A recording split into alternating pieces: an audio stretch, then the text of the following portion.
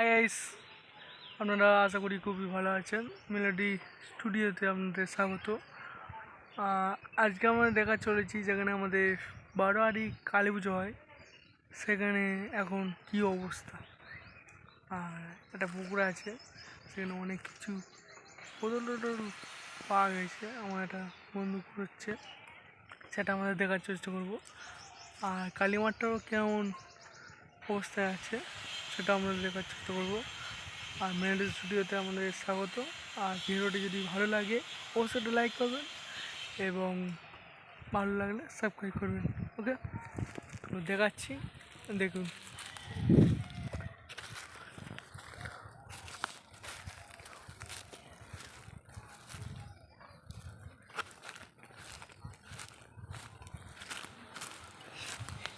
এই হচ্ছে বোতল, সব কুড়িয়েছে।